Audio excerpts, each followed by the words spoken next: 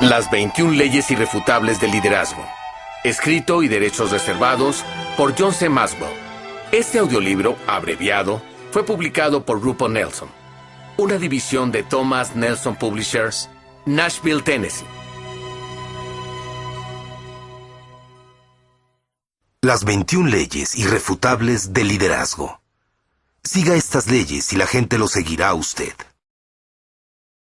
Durante un receso en una de las conferencias donde estaba enseñando las 21 leyes, un estudiante universitario se me acercó y me dijo: sé que está enseñando las 21 leyes de liderazgo, pero quiero saber qué es lo más importante. Con algo de intensidad, me apuntó con su dedo y me preguntó: ¿qué es lo único que necesito saber acerca del liderazgo? Intentando emular intensidad, le apunté con mi dedo y le respondí: lo único que necesita saber acerca del liderazgo es que hay más de una sola cosa que se necesita saber acerca del liderazgo. Para dirigir bien, debemos hacer las 21 cosas bien. Cada ley es como un instrumento, listo para ser tomado y usado para ayudarle a alcanzar sus sueños y sumar valor a otras personas. Tome aunque sea una de las leyes y se convertirá en un mejor líder. Apréndalas todas y la gente lo seguirá gustosamente. Ahora abramos juntos la caja de herramientas. Ley 1. La ley del tope. La capacidad de liderazgo determina el nivel de eficacia de una persona. La capacidad de liderazgo es el tope que determina el nivel de eficacia de una persona. Cuanto menor es la capacidad de dirigir de un individuo, tanto más bajo está el tope de su potencial. Permítame referirle una historia que ilustra la ley del tope. En 1930, dos jóvenes hermanos llamados Dick y Maurice se mudaron de New Hampshire a California en busca del sueño americano. Después de un tiempo, el espíritu empresarial y el interés en la industria del entretenimiento que tenían los hermanos los impulsaron a abrir un pequeño restaurante de autoservicio en Pasadena, al este de Glendale. El pequeño restaurante de autoservicio de Dick y Maurice resultó un éxito extraordinario. Y en 1940, los hermanos decidieron mudar sus operaciones a San Bernardino, donde la clase trabajadora experimentaba una prosperidad repentina. Construyeron una instalación más grande y expandieron su menú de perros calientes, papas fritas y batidos para incluir emparedados de carne y cerdo a la barbacoa. El negocio floreció. Las ventas anuales llegaron a los 200,000. Y cada hermano recibía una ganancia de $50,000 cada año, suma que los colocó en la élite económica de la ciudad. A mediados del decenio de los 50, el ingreso anual llegó a $350,000, y ya para entonces, Dick y Maurice recibían cada uno una ganancia anual de $100,000. ¿Quiénes eran estos dos hermanos? En aquellos días, usted hubiese podido conocerlos si hubiera llegado en su auto al pequeño restaurante que tenían en la esquina de la calle 14 y la calle E, en San Bernardino. Al frente del pequeño edificio octagonal, colgaba un letrero de neón que simplemente decía McDonald's Hamburgers. Dick y Maurice McDonald habían ganado el premio gordo norteamericano, y el resto, como se dice, es historia, ¿no es cierto? Incorrecto. Los McDonald no llegaron más lejos porque su débil liderazgo puso un tope a su capacidad de triunfo. No tenían el liderazgo necesario para aplicar la idea en forma eficaz. Dick y Maurice eran buenos propietarios de restaurantes. Sabían cómo dirigir un negocio, crear sistemas eficientes, reducir costos y aumentar las ganancias. Eran gerentes eficientes, pero no eran líderes. Sus patrones de pensamiento pusieron un tope a lo que hubieran podido hacer y llegar a ser. En la cumbre de su éxito, Dick y Maurice se hallaban exactamente contra la ley del tope. En 1954, los hermanos cerraron un trato con un hombre llamado Ray Kroc, quien sí era un líder. Kroc había estado dirigiendo una pequeña compañía que él mismo había fundado, dedicada a la venta de máquinas para hacer batidos. Él conocía a los McDonald. El restaurante de estos era uno de sus mejores clientes. Tan pronto visitó el negocio, tuvo la visión de su gran potencial. Pudo ver en su mente al restaurante en toda la nación, en cientos de mercados. Al poco tiempo, cerró un trato con Dick y Maurice, y en 1955 creó McDonald's System Inc., llamado posteriormente McDonald's Corporation. Entre 1955 y 1959, Kroc tuvo éxito en la apertura de 100 restaurantes. 4 años después, había 500 McDonald's. Hoy la compañía ha abierto más de 31,000 restaurantes en 119 países. La capacidad de liderazgo, o más específicamente, la falta de capacidad de liderazgo, fue el tope de la eficacia de los hermanos McDonald. Creo que el éxito está al alcance de casi todo el mundo.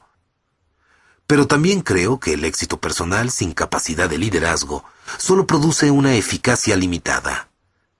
El impacto de una persona representa solo una fracción de lo que podría ser si ésta tuviese un buen liderazgo. Cuanto más alto desee escalar, tanto más necesitará el liderazgo. Cuanto más alto sea el impacto que desee causar, tanto mayor influencia necesitará. Lo que alcance estará restringido por su capacidad de dirigir a otros. La capacidad de liderazgo siempre es el tope de la eficacia personal y de la organización. Si el liderazgo es fuerte, el tope es alto, pero si no lo es, entonces la organización está limitada. Por eso, en momentos de dificultad, obviamente las organizaciones buscan un nuevo liderazgo. Donde quiera que mire, usted podrá encontrar personas inteligentes, talentosas y exitosas, que solo llegan hasta allí debido a las limitaciones de su liderazgo. Por ejemplo, cuando Apple inició operaciones a fines de los años 70, Steve Wozniak era el cerebro detrás del computador Apple. Su tope de liderazgo era bajo, pero ese no era el caso de su socio, Steve Jobs. Su tope era tan alto que erigió una organización de categoría mundial y le dio un valor de 9 cifras. Ese es el impacto de la ley del tope. En los años 80 conocí a Don Stephenson, presidente del Global Hospitality Resources Inc. de San Diego, California, una compañía internacional de asesoría y consultoría en servicios de hospitalidad. Durante el almuerzo, le hice preguntas acerca de su organización. En la actualidad es consultor principalmente, pero al comienzo había asumido la administración de hoteles y centros de turismos a los que no les iba bien económicamente. La compañía supervisaba muchas instalaciones excelentes como La Costa en el sur de California. Don dijo que cuando ellos asumían la administración de una organización, siempre comenzaban haciendo 2 cosas. Primero, capacitaban a todo el personal para mejorar su nivel de servicio a los clientes. Y segundo, despedían al líder. Cuando él me dijo eso, al principio me sorprendí. ¿Siempre lo despiden?, pregunté. ¿Todas las veces? Sí, todas las veces, dijo él. ¿No hablan primero con la persona para ver si es un buen líder?, dije yo. No, respondió él. Si fuera un buen líder, la organización no estuviera en el caos en que está.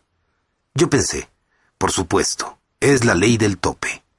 Para alcanzar el nivel más alto de eficacia, usted debe elevar el tope en una forma u otra. Ley 2. La ley de la influencia. La verdadera medida de liderazgo es la influencia. Nada más, nada menos. ¿Cómo son los líderes?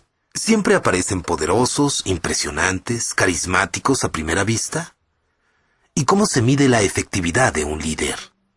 ¿Se puede poner a 2 personas una al lado de otra e instantáneamente saber cuál es el mejor líder entre ellas? Estas son preguntas que las personas se han hecho por cientos de años. Una de las líderes más efectivas del siglo XX, a primera vista, no tenía nada de impresionante. Cuando las personas piensan en la Madre Teresa, visualizan una mujer frágil, dedicada a servir a los más pobres. Pero también era una gran líder. Lo digo porque ella tenía una asombrosa cantidad de influencia sobre los demás. Y si uno no tiene influencia, nunca podrá dirigir a los demás. La influencia de la Madre Teresa se extendió mucho más allá de su entorno inmediato. Personas de todas las clases sociales, de todos los países del planeta la respetaban. Y cuando hablaba, la escuchaban. La autora y anterior escritora de discursos presidenciales, Peggy Noonan, escribió acerca de un discurso que dio la Madre Teresa en el Desayuno Nacional de Oración en 1994. Noonan dijo: la clase dirigente de Washington estaba allí, más unos cuantos miles de cristianos nacidos de nuevo, católicos ortodoxos y judíos. La Madre Teresa habló de Dios, del amor, de la familia. Dijo que debemos amarnos unos a otros y preocuparnos unos por otros. Muchos mostraron estar de acuerdo, pero cuando el discurso continuó, se volvió más específico. Habló de padres infelices en los asilos de ancianos que están heridos porque han sido olvidados. Ella preguntó: ¿estamos dispuestos a dar hasta que nos duela, a fin de estar con nuestras familias, o ponemos primero nuestros propios intereses? Las personas entre 40 y 50 años de edad que estaban en el auditorio comenzaron a moverse en sus asientos. Y la madre continuó: creo que hoy el mayor destructor de la paz es el aborto, dijo ella. Y les explicó el porqué en términos intransigentes. Por unos 3 segundos hubo silencio. Luego los aplausos llenaron el auditorio. No todos aplaudieron. El presidente Clinton y la primera dama, el vicepresidente Gore y su esposa, parecían estatuas de cera del Museo Madame Tussauds, sin mover un solo músculo. La Madre Teresa tampoco se detuvo allí. Cuando hubo terminado, casi todos los concurrentes habían sido ofendidos. Si casi cualquier otra persona del mundo hubiese hecho esas declaraciones, las reacciones del público hubieran sido abiertamente hostiles. La gente habría abucheado, insultado o salido de la sala intempestivamente. Pero la oradora era la Madre Teresa. Ella era una verdadera líder, y cuando el verdadero líder habla, la gente escucha. El liderazgo es influencia, nada más, nada menos. La gente tiene muchos conceptos erróneos acerca del liderazgo. Cuando las personas oyen que alguien tiene un título impresionante o una posición de liderazgo asignada, suponen que la persona es un líder. A veces es cierto, pero los títulos no tienen mucho valor cuando se trata de liderazgo. El verdadero liderazgo no puede ser otorgado, nombrado ni asignado. Solo procede de la influencia, y esta no puede imponerse, debe ser ganada. Lo único que un título puede comprar es un poco de tiempo, sea para aumentar su nivel de influencia sobre otros o para eliminarlo. La gente ha adoptado muchos mitos o conceptos erróneos acerca de los líderes y el liderazgo. He aquí los 5 más comunes. Primero, el mito de la administración. Un error muy difundido es que el liderazgo y la administración son lo mismo. La diferencia principal entre las dos cosas es que el liderazgo consiste en influir en la gente para que siga al líder, mientras que la administración se enfoca en el mantenimiento de los sistemas y los procesos. La mejor forma de probar si una persona es líder en vez de administrador es pedirle que haga algunos cambios positivos. Los administradores pueden mantener el rumbo, pero a menudo no pueden cambiarlo. Los sistemas y los procesos solo pueden hacer cambios hasta cierto punto. Para cambiar el rumbo de las personas, se necesita influencia. Segundo, el mito del empresario. Con gran frecuencia, la gente supone que todos los empresarios son líderes, pero no siempre es así. Los empresarios tienen la habilidad de ver una oportunidad y seguirla. Ellos ven las necesidades y saben cómo suplirlas de una manera que generan ganancias. Pero no todos ellos son buenos con las personas. Muchos encuentran necesario completar la ecuación asociándose con alguien que tenga la habilidad con la gente. Si ellos no pueden influenciar gente, entonces no pueden liderar. Tercero, el mito del conocimiento. Sir Francis Bacon dijo: el conocimiento es poder. Mucha gente cree que el poder es la esencia del liderazgo. Naturalmente supone que los que poseen conocimiento e inteligencia son líderes. Pero eso no es necesariamente verdad. Usted puede visitar cualquier universidad importante y conocer hombres de ciencia ocupados en la investigación y filósofos cuyo poder de raciocinio es tan alto que se sale de las gráficas, pero cuya capacidad para dirigir es tan baja que ni siquiera se registra en las gráficas. Ni el coeficiente intelectual, IQ, ni el conocimiento necesariamente equivalen al liderazgo. No escuche las afirmaciones de la persona que profesa ser el líder. En vez de eso, observe las reacciones de la gente alrededor que rodea a esa persona. La prueba del liderazgo se encuentra en los seguidores. Personalmente, aprendí la ley de la influencia cuando, después de graduarme de la universidad, acepté mi primer trabajo en una pequeña iglesia en la parte rural de Indiana. Entré con todas las credenciales. Fui contratado como pastor principal, lo que significaba que tenía la posición y el título de líder en esa organización. Tenía el título universitario adecuado. Hasta había sido ordenado. Además, mi padre me había preparado. Un pastor excelente y notable líder de la denominación. Todo esto servía para preparar un atractivo currículo vitae. Pero no me convertía en un líder. En mi primera reunión de la directiva, rápidamente descubrí quién era el verdadero líder de esa iglesia. Un granjero llamado Claude. Cuando él hablaba, la gente lo escuchaba. Cuando él daba una sugerencia, la gente le respetaba. Cuando él dirigía, los demás le seguían. Si yo quería causar impacto, tendría que influir en Claude. Él, a su vez, influiría en los demás. Era la ley de la influencia en pleno funcionamiento. Siendo este el caso, ¿por qué algunas personas emergen como líderes, mientras que otras no pueden influenciar a los demás, sin importar cuánto se esfuercen en hacerlo? Creo que varios factores juegan un papel importante. Carácter. ¿Quiénes son? El verdadero liderazgo siempre comienza con la persona interior. Por esa razón, alguien como Billy Graham puede atraer más y más seguidores con el paso del tiempo. La gente puede percibir la profundidad de su carácter. Relaciones. ¿A quiénes conocen? Usted solo es líder si tiene seguidores, y eso siempre requiere el desarrollo de relaciones. Mientras más profundas sean las relaciones, más fuerte es el potencial para el liderazgo. Cada vez que yo comenzaba en un nuevo puesto de liderazgo, comenzaba a entablar relaciones inmediatamente. Entable varias relaciones con la gente adecuada, y usted puede llegar a ser el verdadero líder en una organización. Conocimiento, lo que saben. La información es vital para un líder. Usted necesita comprender los hechos, saber los factores envueltos y tener una visión para el futuro. El conocimiento por sí solo no hará líder a nadie, pero no se puede ser líder sin él.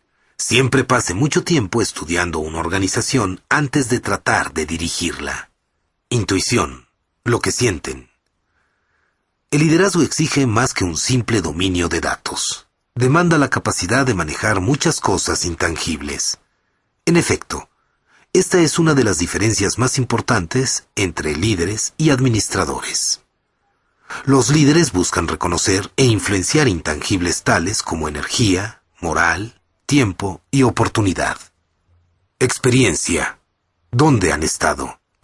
Entre más grandes hayan sido los retos que ha enfrentado en el pasado, más probabilidades habrá de que los seguidores le den una oportunidad.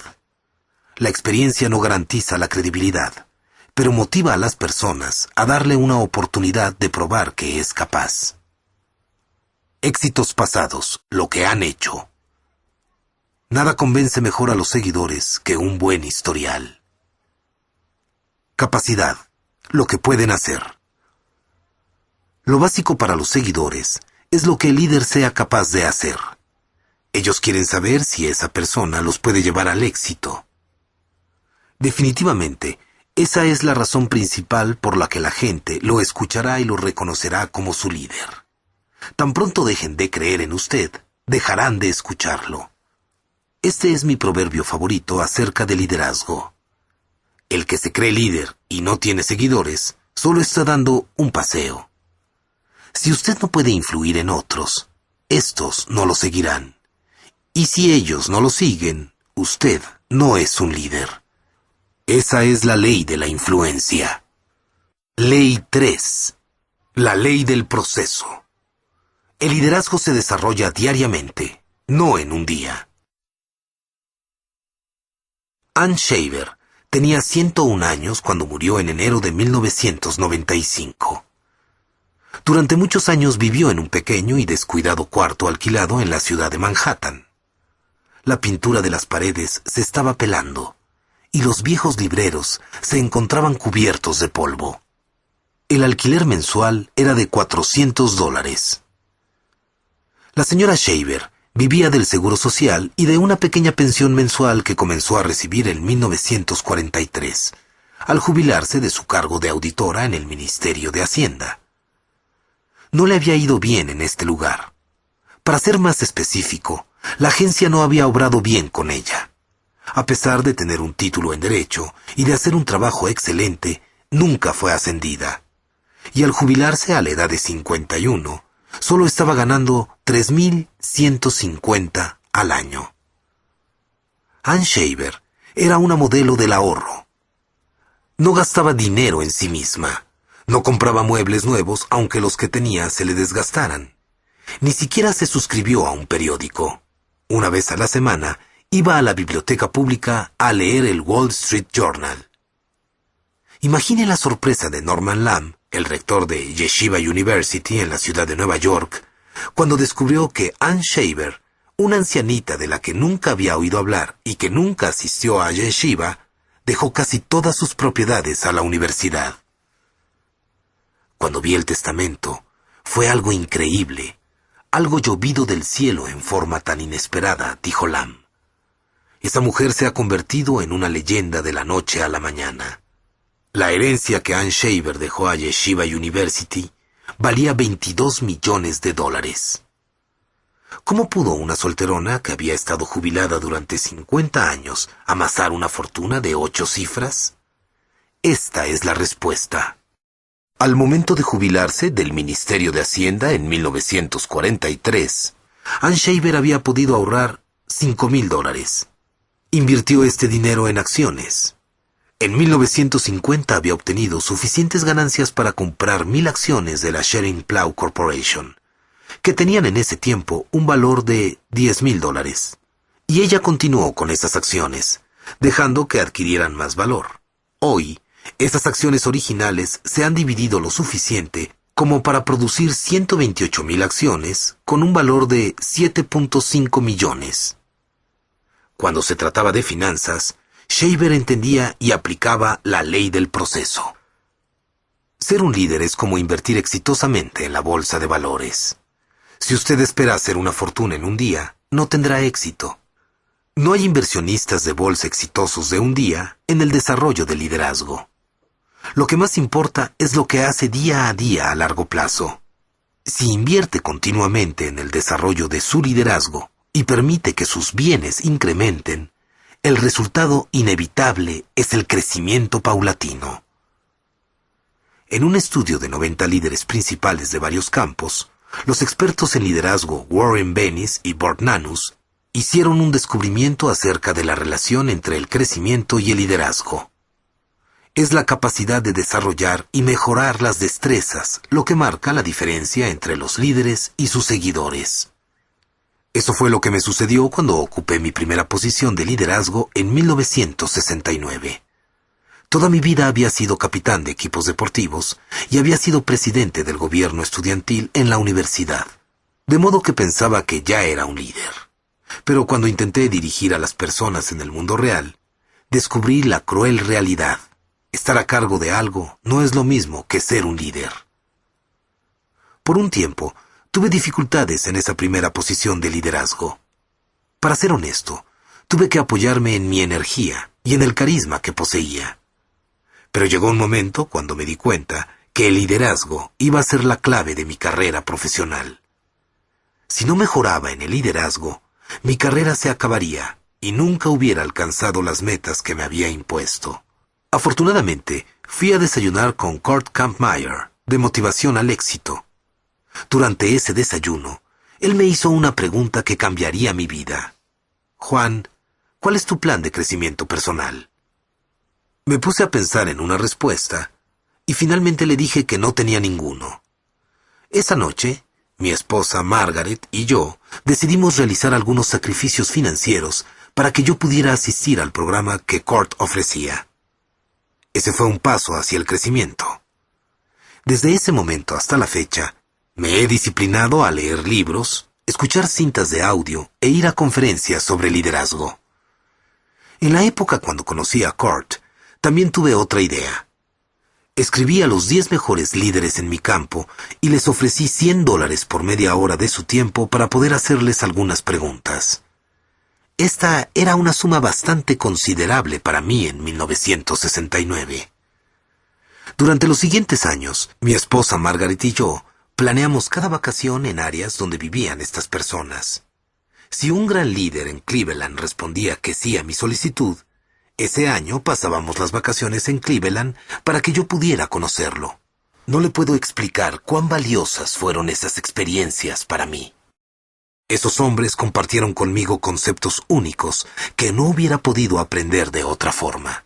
Cuando usted reconoce su falta de destreza y empieza una disciplina diaria de crecimiento en el liderazgo, comienzan a suceder cosas muy emocionantes. Lo que una persona hace de manera disciplinada y consecuente la prepara, independientemente de cuál sea su meta. Uno puede ver el efecto de la ley del proceso en cualquier estilo de vida. La leyenda del baloncesto, Larry Bird, llegó a ser muy sobresaliente en los tiros libres porque practicaba 500 tiros cada mañana antes de ir a la escuela. Demóstenes, de la antigua Grecia, llegó a ser el más grande de los oradores porque recitaba versos con piedras en la boca y practicaba ante el rugido de las olas en la costa, y pudo hacerlo a pesar de haber nacido con un defecto de pronunciación. Usted necesita la misma dedicación para llegar a ser un gran líder. Ley 4. La ley de la navegación. Cualquiera puede gobernar un barco, pero se necesita que un líder planee la ruta. En 1911, 2 grupos de exploradores emprendieron una misión increíble. Aunque usaron estrategias y rutas diferentes, los líderes de los equipos tenían la misma meta: ser los primeros en la historia en llegar al Polo Sur. La historia de estos grupos son ilustraciones de vida o muerte de la ley de la navegación. Uno de los grupos fue dirigido por el explorador noruego Roald Amundsen. Irónicamente, la intención original de Amundsen no era ir a la Antártica. Su deseo era ser el primer hombre en llegar al Polo Norte. Pero cuando supo que Robert Peary hizo la proeza antes que él, Amundsen cambió su meta y se dirigió hacia el otro extremo del mundo. Norte o sur, él sabía que su plan valdría la pena. Antes de la salida de su equipo, Amundsen había planeado su viaje con mucho esmero. Estudió los métodos de los esquimales y de otros experimentados viajeros del Ártico, y determinó que su mejor plan sería transportar todo su equipo y todas sus provisiones en trineos tirados por perros. Al reunir su equipo, escogió expertos esquiadores y entrenadores de perros. Su estrategia era sencilla. Los perros harían la mayor parte del trabajo, mientras el grupo avanzaba de 15 a 20 millas en un periodo de 6 horas cada día. Esto daría suficiente tiempo tanto a los perros como a los hombres para descansar cada día después de una jornada. La previsión y la atención que Amundsen dio a los detalles fueron increíbles. Ubicó y surtió depósitos de provisiones a lo largo de toda la ruta. De esa manera, su grupo no tendría que llevar cada parte de la provisión durante todo el viaje. También equipó a su grupo con la mejor ropa posible. Amundsen había considerado detenidamente todo aspecto posible del viaje.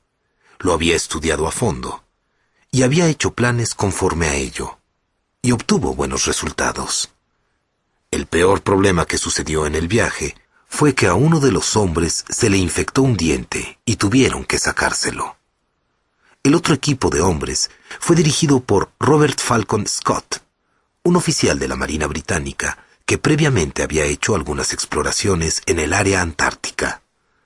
La expedición de Scott fue la antítesis de la de Amundsen. En vez de usar trineos tirados por perros, Scott decidió usar trineos motorizados y caballos. Sus problemas comenzaron cuando los motores de los trineos dejaron de funcionar a solo 5 días de haber comenzado el viaje. Los caballos tampoco viajaron bien en esas temperaturas glaciales. Cuando llegaron al pie de las montañas antárticas, fue necesario sacrificar a todos esos pobres animales. Como resultado, los miembros del equipo quedaron arrastrando aquellos trineos de 200 libras. Scott no había puesto suficiente atención en el resto del equipo del grupo. La ropa estaba tan mal diseñada que todos los hombres sufrieron de congelación. Uno de los miembros del grupo necesitaba 1 hora todas las mañanas para ponerse las botas en sus pies hinchados y gangrenosos. Todos fueron cegados por el reflejo de la nieve debido a las gafas inadecuadas que Scott había proporcionado.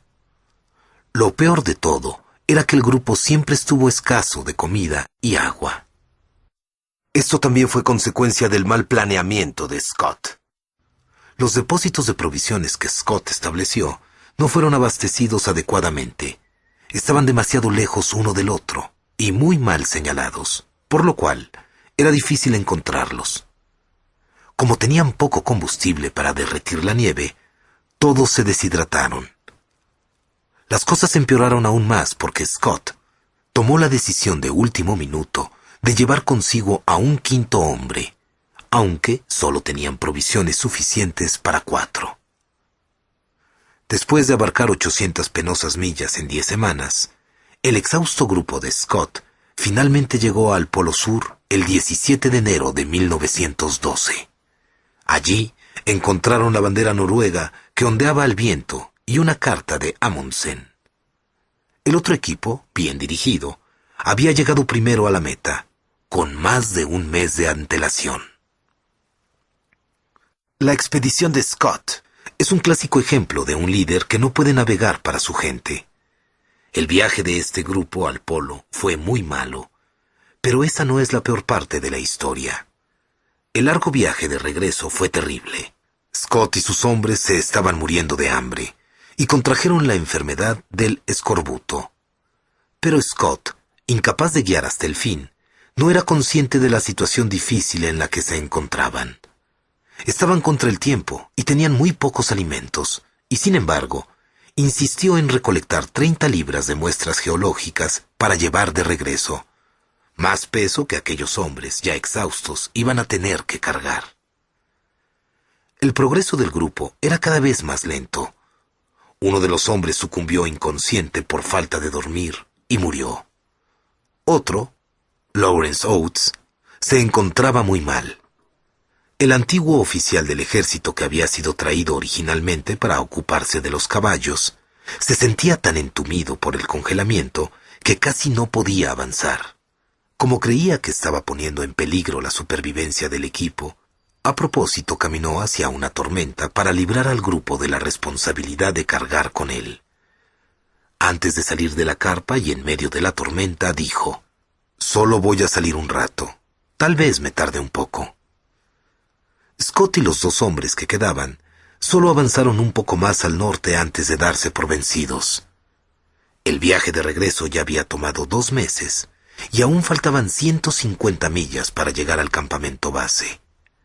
En aquel lugar murieron. Hoy sabemos su historia porque pasaron sus últimas horas escribiendo unos diarios.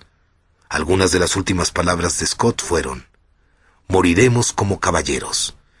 Creo que esto demuestra que el brío y el poder para aguantar no se ha ido de nosotros. Scott tenía valor, pero no tenía liderazgo. Como no pudo vivir según la ley de la navegación, esta acabó con él y sus compañeros.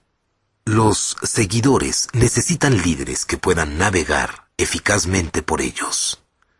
Y cuando enfrentan situaciones de vida o muerte, la necesidad es más que obvia. Sin embargo, aun cuando las consecuencias no sean tan serias, la necesidad es igualmente grande. La verdad es que casi cualquier persona puede gobernar el barco, pero se necesita de un líder para trazar la ruta. Esta es la ley de la navegación. Los líderes que navegan, que guían, hacen aún más que controlar el rumbo en el que ellos y su gente viajan. Ven mentalmente todo el viaje antes de salir del muelle. Tienen una visión de su destino. Saben lo que costará llegar allá. Saben a quién necesitarán en el equipo para triunfar. Y reconocen los obstáculos mucho antes de que aparezcan en el horizonte. Antes de llevar a su gente a una jornada, el líder atraviesa por un proceso a fin de que el viaje tenga la mejor oportunidad de ser exitoso. Los navegantes se benefician de la experiencia pasada. Cada éxito y cada fracaso pasado pueden ser una fuente de información y sabiduría, si se permite que lo sean. Los buenos éxitos le enseñan sobre sí mismo y lo que es capaz de hacer con sus dones y talentos particulares. Sin embargo, sus fracasos generalmente le enseñan grandes lecciones. Los fracasos señalan qué tipo de malas suposiciones ha hecho, fallas en tu carácter, errores de juicio y métodos de trabajo muy pobres. Irónicamente, muchas personas odian tanto sus fracasos que los encubren rápidamente en lugar de analizarlos y aprender de ellos. ¿Por qué le menciono algo que parece tan sencillo? Lo hago porque la mayoría de los líderes naturales son activistas. Tienden a mirar hacia adelante y no hacia atrás. Toman decisiones y siguen adelante. Lo sé porque esa es mi tendencia. Pero para que los líderes se conviertan en buenos navegantes, necesitan reflexionar y aprender de sus propias experiencias. Los navegantes examinan las condiciones antes de contraer compromisos. Extraer de la experiencia significa mirar internamente. Examinar las condiciones significa mirar externamente. Un buen líder no planea un curso de acción sin poner mucha atención a las condiciones actuales. Sería como navegar contra la marea o seguir el curso hacia un huracán. Los buenos navegantes analizan todo antes de realizar un compromiso con ellos o con los demás. No solo examinan los factores medibles como las finanzas, los recursos y el talento, sino también los recursos intangibles como el tiempo, la moral, el impulso, la cultura y otros.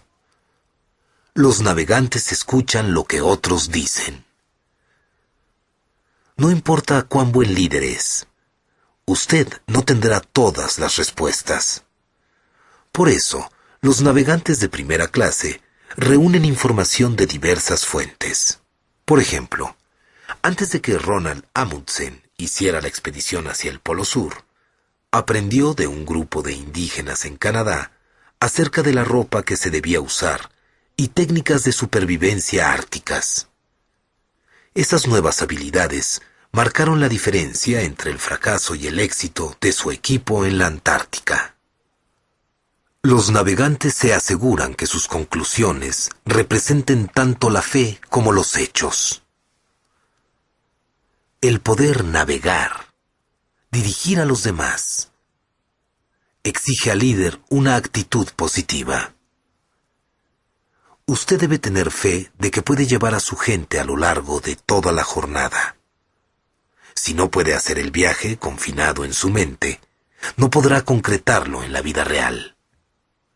Por otra parte, usted también debe ser capaz de ver los hechos de manera realista. No puede minimizar los obstáculos, racionalizar los retos y todavía liderar efectivamente. Si no empieza con los ojos bien abiertos, se encontrará con una sorpresa. Cuando usted se prepara bien, infunde confianza y esperanza en su gente. La falta de preparación produce el efecto opuesto. No es el tamaño del proyecto lo que determina su aceptación, apoyo y éxito, sino el tamaño del líder. Es por eso que digo que cualquiera puede gobernar un barco, pero se necesita que un líder planee la ruta. Los líderes que son buenos navegantes pueden llevar a su gente casi a cualquier parte. Ley 5. La ley de la adición.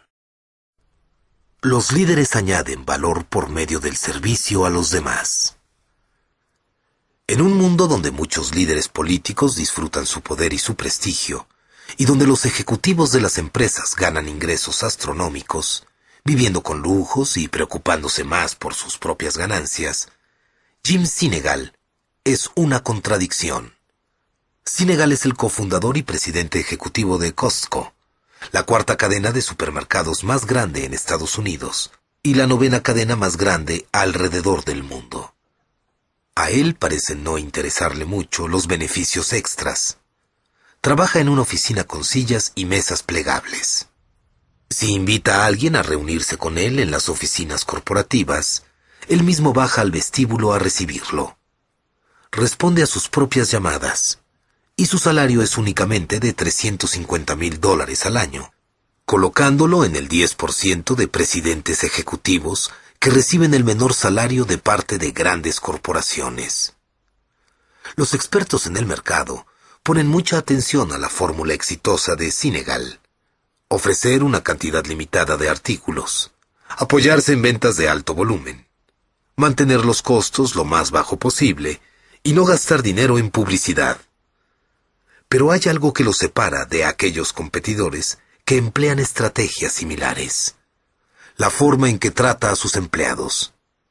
Él cree en pagarles a los empleados bien y ofrecerles un buen paquete de beneficios. Los empleados de Costco reciben un 42% más de ganancias que sus rivales. Además, los empleados de Costco pagan solo una fracción del promedio nacional por beneficios médicos. Sinegal cree que si uno les paga bien a las personas, va a obtener buenas personas y una gran productividad. Además de eso, obtiene lealtad de los empleados.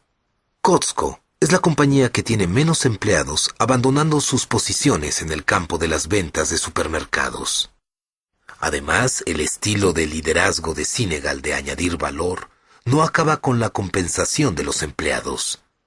Él les demuestra a sus empleados que se preocupa por ellos. Mantiene una política de puertas abiertas con todos ellos. Utiliza un gafete como los demás empleados y los conoce por sus nombres personales. Además, se asegura de visitar cada tienda de Costco al menos una vez al año. Ningún gerente o parte del personal de algún negocio se siente bien si el jefe no se interesa lo suficiente como para venir a verlos, dice Sinegal. Y cuando él se aparece, su personal disfruta verlo. Los empleados saben que quiero saludarlos porque los aprecio. Sinegal camina siempre una milla extra para demostrarle a su gente que él los aprecia. Sinegal una vez viajó desde Texas hasta San Francisco cuando supo que un ejecutivo de Costco fue hospitalizado de emergencia. Algo que no sorprendió al ejecutivo, ya que esa es la forma en que Sinegal siempre dirige. En cuanto se trata de liderazgo, Sinegal está más enfocado en añadir valor a las personas mediante el servicio que en servirse a sí mismo o hacerse rico con un salario exorbitante. Él vive de acuerdo a la ley de la adición. Lo que pasa es que pienso que si uno va a intentar dirigir una organización consciente de los costos, no puede tener esas discrepancias. Tener un individuo que está ganando 100, 200 o 300 veces más que el empleado promedio que está trabajando en el edificio no es algo correcto. Sinegal lo sintetiza de esta manera: esto no es algo altruista. Esto es hacer los negocios de una manera justa. Él podría decir que eso es también un buen liderazgo. Muchas personas ven el liderazgo de la misma forma en que ven el éxito, tratando de llegar lo más lejos posible, de escalar y lograr la mayor posición debido a su talento. Pero en contraste con el pensamiento convencional, yo creo que lo más importante en el liderazgo no es qué tan lejos avancemos, sino qué tan lejos ayudemos a los demás a avanzar. Esto se logra sirviendo a los demás y añadiéndoles valor a sus vidas. La interacción entre los líderes y los seguidores es una relación, y todas las relaciones añaden o sustraen algo de la vida de una persona. Si usted es un líder, está teniendo un impacto positivo o negativo en las personas que dirige. ¿Cómo lo puede saber? Por medio de una pregunta vital. ¿Está usted mejorando las cosas para las personas que lo siguen? Si no puede responder afirmativamente a esta pregunta, ni dar evidencia que lo respalde, entonces es alguien que resta valor de los demás. Aquellos que quitan o disminuyen valor a las personas, con frecuencia no se dan cuenta de qué están sustrayendo de los demás. Yo diría que el 90% de las personas que sustraen de los demás no lo hacen de manera intencional. No se dan cuenta de su impacto negativo en los demás. Y cuando un líder es el que resta en vez de sumar valor y no cambia su manera de hacer las cosas, no pasará mucho tiempo antes de que su impacto en los demás pase de sustraer a dividir. En contraste, 90% de las personas que añaden valor a los demás lo hacen de manera intencional. ¿Por qué lo digo? Porque los humanos por naturaleza somos egoístas. Yo soy egoísta. Ser una persona que añade a los demás requiere que deje mi comodidad diariamente y piense en añadir valor a los demás. Pero eso es lo que se necesita para ser un líder que las demás personas sigan. Si lo hace, no solamente empezará a darle valor a los demás, sino también a multiplicar ese valor. Las personas que marcan las diferencias más grandes parecen entender esto. Si uno piensa en las personas que han ganado los premios Nobel de la Paz, por ejemplo, Albert Schweitzer, Martin Luther King Jr., la Madre Teresa y el obispo Desmond Tutu, puede ver líderes que estaban más interesados en un impacto positivo en los demás que en su propia posición. Si lee sus escritos o estudia sus trayectorias, se nota que deseaban mejorar las cosas para los demás y querían añadirle valor a sus vidas. Su meta no era recibir un premio Nobel. Ellos deseaban involucrarse en un servicio noble para sus compañeros, los seres humanos. Los aspectos específicos dependen de la visión, equipo de trabajo y la organización, pero la intención siempre es la misma: añadir valor. Cuando usted les añade valor a las personas, las está elevando, ayudándoles a avanzar, haciéndoles parte de algo más grande que ellos mismos, y apoyándolos para que sean lo que ellos fueron diseñados a ser. Por lo general, su líder es la única persona que puede ayudarles a hacer esas cosas.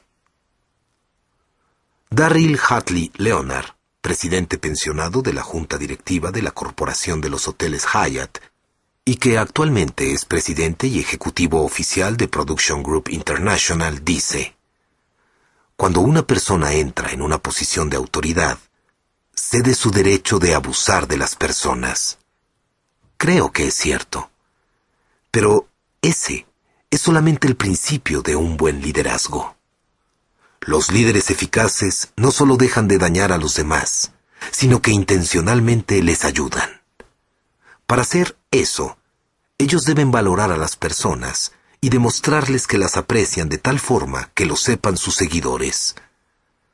Todo este asunto de añadir valor a los demás depende de la idea de que uno tenga algo de valor para dar. No puede dar lo que no posee. ¿Qué es lo que usted puede dar a los demás? ¿Puede enseñarles alguna habilidad? ¿Puede darles alguna oportunidad? ¿Puede darles algún consejo o una perspectiva por medio de la experiencia? Entre más continúe buscando el crecimiento personal, más tendrá que ofrecer. Como líderes, ¿cómo conocemos y nos relacionamos con lo que valora nuestro personal? Debemos escucharlos. Los líderes sin experiencia se ponen a dirigir sin saber nada sobre las personas que intentan dirigir. Por el contrario, los líderes maduros escuchan, aprenden y luego dirigen. Ellos escuchan las historias de su personal, averiguan cuáles son sus sueños y esperanzas, se familiarizan con sus aspiraciones y ponen atención a sus emociones. Sabiendo esto, aprenden de su gente, descubren lo que es valioso para ellos y luego dirigen basados en lo que han aprendido. Cuando hacen eso, todos ganan: la organización, el líder y los seguidores. Yo creo que Dios no solo quiere que tratemos a las personas con respeto, sino que también nos acerquemos a ellas y les sirvamos. Cuando mudé mis compañías y mi familia a Atlanta en 1997, no pasó mucho tiempo antes de que recibiera una llamada de Dan Cathy, presidente de Chick-fil-A, la cadena privada nacional de restaurantes. Él me hizo una pregunta: John, ¿cómo te podemos ayudar a ti y a tu organización? Lo que descubrí al ir conociendo a Dan, a Truett Cathy, su padre y fundador de Chick-fil-A, y a su organización, es que la actitud de servicio permea todo lo que hacen. En el año 2005, cuando fui el anfitrión de Exchange, una experiencia de crecimiento de liderazgo para ejecutivos durante un fin de semana, llevé a los participantes a las oficinas centrales de Chick-fil-A en el sur de Atlanta. Todos pudieron ver las operaciones de la compañía, conocer a Truett Cathy y escuchar a Dan Cathy hablar acerca de la organización.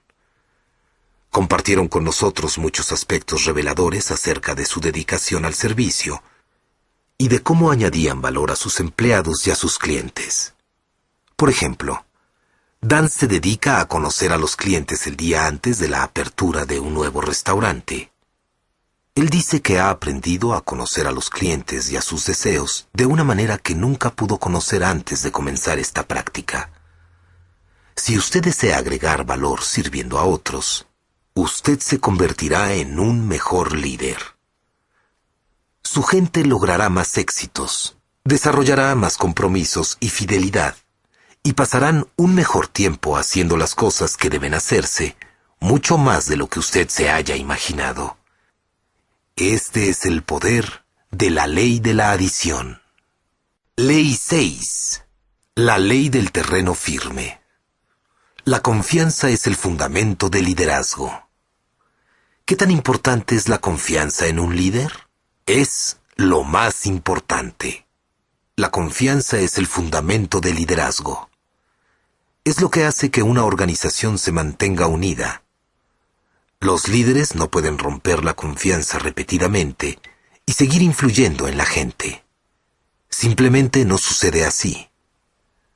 Como nación, hemos visto la forma en la que la confianza en nuestros líderes ha subido y bajado durante las últimas décadas. Watergate fue un golpe muy fuerte en la confianza de los estadounidenses en el liderazgo. La confianza en el presidente Richard Nixon era tan baja que no le quedó otra opción que renunciar. Había perdido su habilidad de influir en las personas. Bill Clinton era un líder muy talentoso, pero la duda acerca de la confianza minó su liderazgo.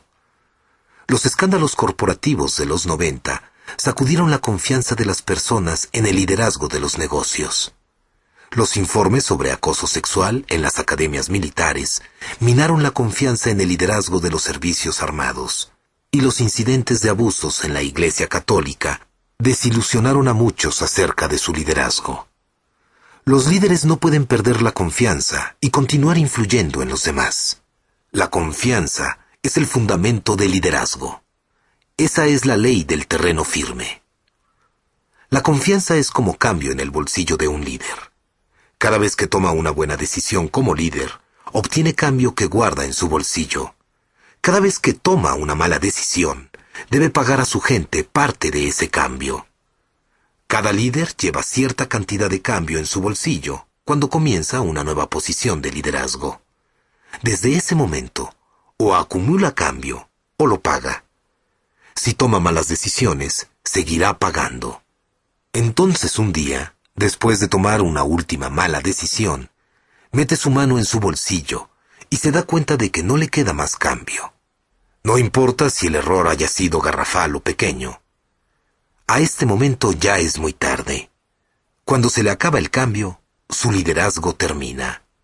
En cambio, un líder que toma buenas decisiones y se mantiene registrando victorias para su organización acumula cambio. Y aunque cometa un error garrafal, sigue teniendo mucho cambio. ¿Cómo construye el líder la confianza? Dando un ejemplo consistente de capacidad, comunicación y carácter. La gente va a perdonar errores ocasionales basados en su habilidad, especialmente si ellos pueden ver que usted todavía está creciendo. Ellos le darán algún tiempo para adaptarse, pero no confiarán a alguien que tiene un defecto de carácter. En esta área, aún errores ocasionales pueden ser fatales. En cualquier momento que usted sea un líder, es como si ellos aceptaran hacer un viaje con usted. La manera en que ese viaje va a terminar está predicha por su carácter. Con un buen carácter, lo largo que sea el viaje, parecerá aún mejor. Pero si su carácter es imperfecto, lo largo que sea el viaje, lo peor que se pondrá. ¿Por qué? Porque nadie goza pasar tiempo con alguien a quien se confía. El carácter de una persona comunica rápidamente muchas cosas a las otras personas. Aquí están las más importantes. El carácter comunica consistencia. Los líderes sin disciplina no pueden confiarse día tras día por su habilidad de hacer cambios constantes.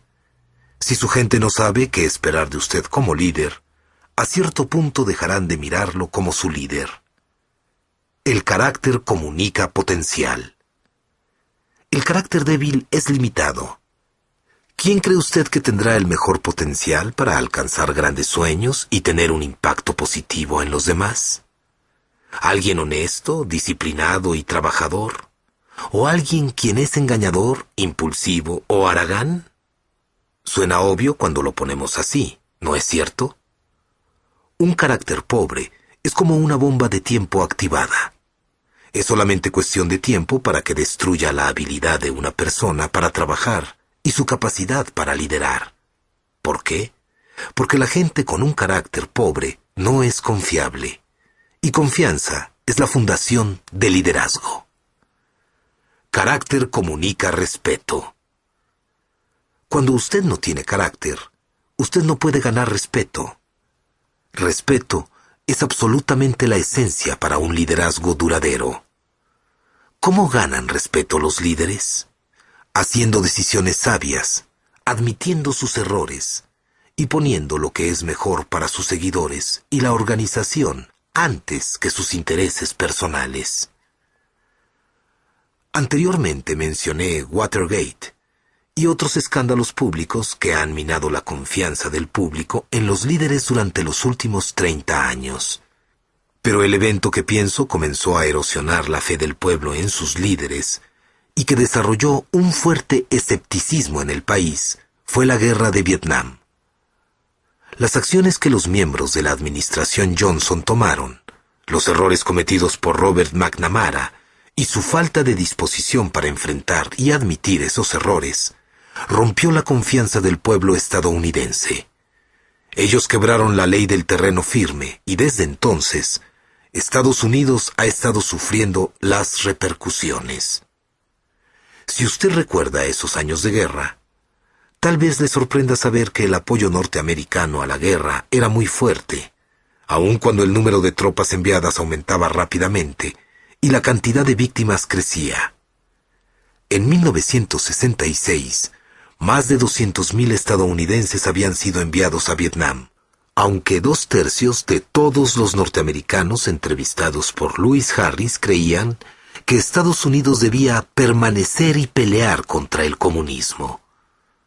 La mayoría de las personas expresaba esa opinión de que las tropas debían quedarse y pelear hasta que la guerra terminara. Sin embargo, el apoyo no continuó por mucho tiempo. La guerra de Vietnam se estaba manejando muy mal. Lo peor fue que nuestros líderes siguieron la guerra aún después de darse cuenta de que no podíamos ganarla. Pero el peor error de todos fue que McNamara y el presidente Johnson no fueron honestos con el pueblo estadounidense. Y porque la confianza es el fundamento del liderazgo, finalmente destruyeron el liderazgo de la administración. En su libro In Retrospect, retrospectivamente, McNamara relata que repetidamente minimizaba las bajas estadounidenses y solo decía verdades a medias respecto a la guerra. Por ejemplo, él dice: "A mi regreso a Washington, desde Saigón, el 21 de diciembre de 1963, no fui completamente sincero cuando dije a la prensa: observamos los resultados de un incremento muy sustancial de la actividad en Vietcong. Cierto. Pero después añadí: revisamos los planes de los vietnamitas del sur y creemos firmemente que tendrán éxito. En el mejor de los casos, una exageración. Durante un tiempo, nadie cuestionó las declaraciones de McNamara porque no había ninguna razón de desconfiar en el liderazgo del país. Pero con el tiempo, el pueblo reconoció que sus palabras y los hechos no coincidían. Fue entonces cuando el pueblo estadounidense comenzó a perder fe. Años después, McNamara admitió su falta.